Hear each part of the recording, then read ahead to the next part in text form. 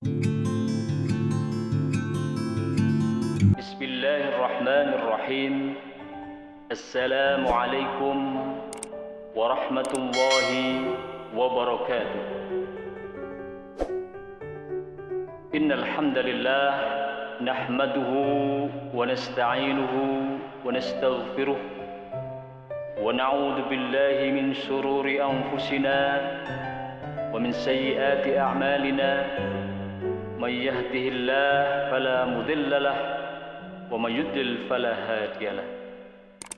Asyhadu an la ilaha illallah wa asyhadu anna Muhammadan abduhu wa rasuluh.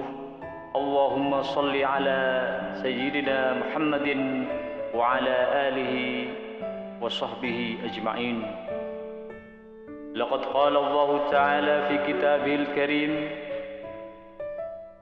Syahru Ramadan alladhi unzila fihi al-Qur'an hudan lin-nasi wa bayyinatin minal huda wal furqan. Wa qala Rasulullah sallallahu alaihi wasallam: La aqulu alif lam mim harfun walakin alif harfun wa lam harfun wa mim harfun. Shadaqallahul azim. Amma ba'd. Ikhwani fillah wa akhwati rahimakumullah. Pertama-tama dan yang utama, marilah kita senantiasa memanjatkan puji syukur kehadirat Allah Subhanahu wa taala. Pada hari yang indah ini kita masih diberikan kenikmatan oleh Allah Subhanahu wa taala berupa nikmat iman, nikmat Islam, dan juga nikmat sehat wal afiat, sehingga kita dapat menunaikan segala rentetan ibadah di bulan suci Ramadan ini dengan tak kurang suatu apapun. Yang kedua, salawat dan salam semoga tercurahkan kepada baginda Nabi Agung Muhammad sallallahu alaihi wasallam yang telah membawa umat manusia dari zaman kegelapan menuju cahaya, yang telah membawa umat manusia dari zaman jahiliyah kepada zaman yang penuh dengan cahaya Islam. Hingga hari ini, mudah-mudahan kita semuanya yang hadir atau yang di dunia maya pada Zoom meeting ini, kita selalu istiqamah di dalam menjaga amalan-amalan kita, selalu ittiba kepada Rasulullah sallallahu alaihi wasallam. Hadirin jamaah halaqah Ramadan yang dirahmati oleh Allah Subhanahu wa taala. Kita telah memasuki 10 hari yang kedua di bulan suci Ramadan, di mana para ulama membagi bulan suci Ramadan ini ke dalam 3 bagian. Awwaluhu rahmah, wa awsatuhu maghfirah, wa akhiruhu idkhun minan nar.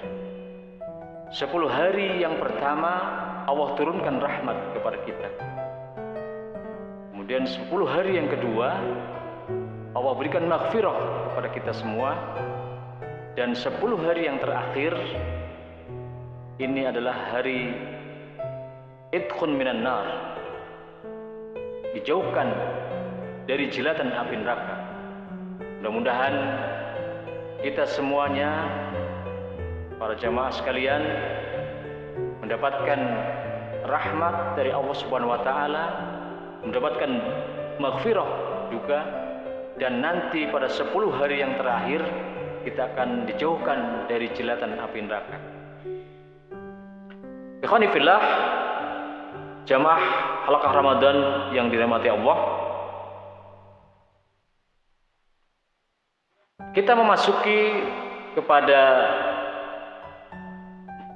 bab berikutnya adalah mabadi ilmu tajwid, pengertian ilmu tajwid.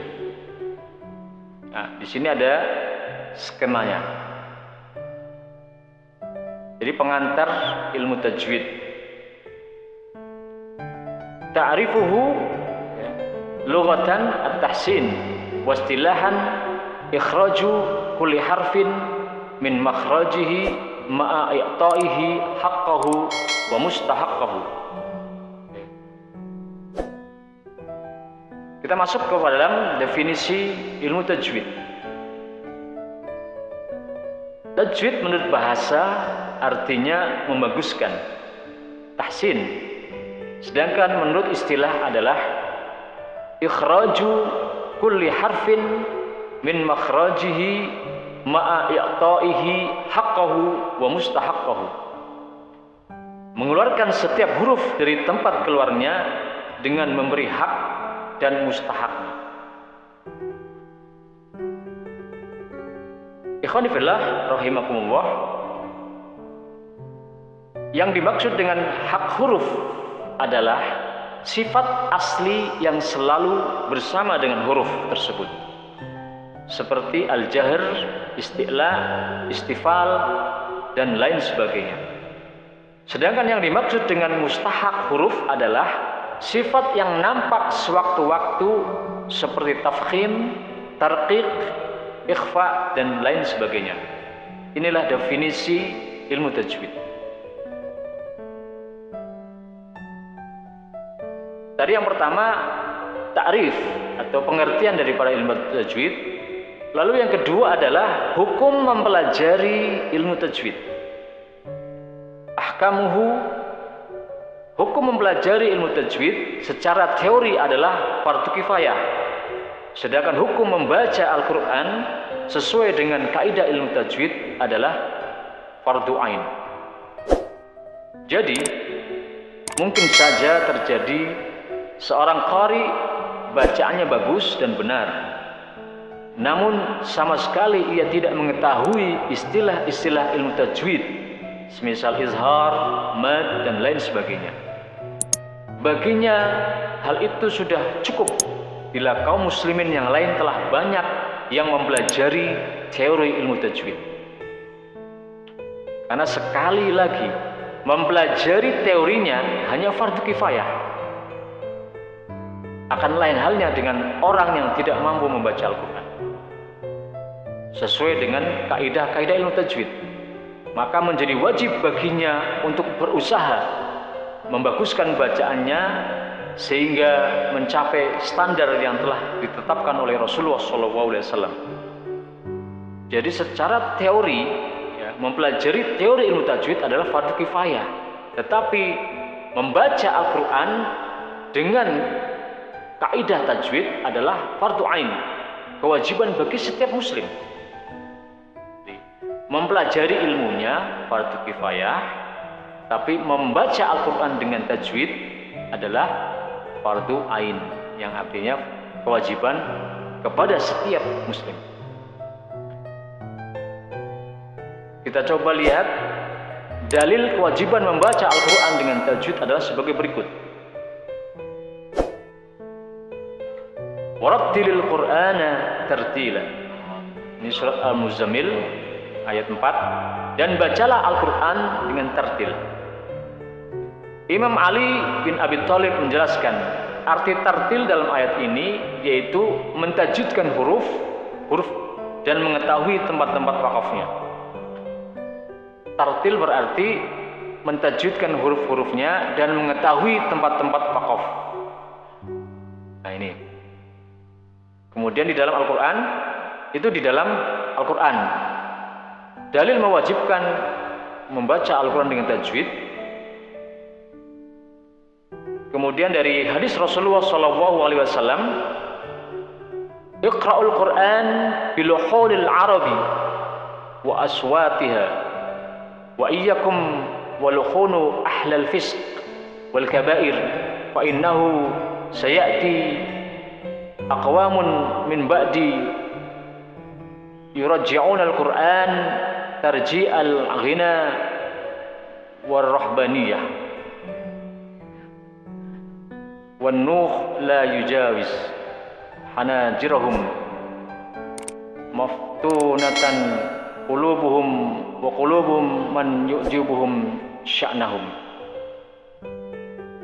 yang artinya Bacalah Al-Quran sesuai dengan cara dan suara orang-orang Arab, dan jauhilah olehmu cara baca orang-orang fasik dan berdosa besar. Maka sesungguhnya akan datang beberapa kaum setelahku melakukan Al-Quran seperti nyanyian dan rohbaniyah, membaca tanpa tadabbur, dan nyanyian suara mereka tidak dapat melewati tenggorokan mereka, tidak dapat meresap ke dalam hati mereka, dan orang-orang yang simpati kepada mereka telah terfitnah atau keluar dari jalan yang lurus. Fadilah atau keutamaan ilmu tajwid. Ilmu tajwid adalah ilmu yang sangat mulia. Hal ini karena keterkaitannya secara langsung dengan Al-Quran. Bahkan dalam dunia ilmu hadis, seorang alim tidak akan mengajarkan hadis kepada muridnya sehingga ia sudah menguasai ilmu Al-Quran. Di antara keistimewaannya adalah sebagai berikut. Fadilah ilmu tajwid. Yang pertama, mempelajari dan mengajarkan Al-Quran merupakan tolak ukur kualitas seorang muslim. Sebagaimana sabda Rasulullah SAW, khairukum man ta'allamal Qur'an wa 'allamahu. Rawahul Bukhari. Sebaik-baik kalian adalah orang yang mempelajari Al-Quran dan mengajarkannya. Ini fadilah atau keutamaan yang pertama. Mempelajari dan mengajarkan Al-Quran merupakan tolak ukur kualitas seorang muslim. Keutamaan yang kedua adalah mempelajari Al-Quran adalah sebaik-baik kesibukan. Allah Subhanahu wa Ta'ala berfirman dalam hadis qudsi, "Man syaghalahu bil Quran an zikri wa mas'alati a'taituhu afdhala ma u'tiya as-sa'ilin wa fadlu kalamillah ala sa'iril kalam ka fadlillah ala khalqih." Rawahu At-Tirmizi. Barang siapa yang disibukkan oleh Al-Quran dalam rangka berzikir kepadaku dan memohon kepadaku, niscaya aku akan memberikan sesuatu yang lebih utama daripada apa yang telah aku berikan kepada orang-orang yang telah meminta. Dan keutamaan kalam Allah daripada seluruh kalam yang selainnya seperti keutamaan Allah atas makhluknya. Kemudian keutamaan yang ketiga, fadilah yang ketiga adalah dengan mempelajari Al-Quran maka akan turun sakinah atau ketentraman, rahmat malaikat dan Allah Subhanahu wa Ta'ala.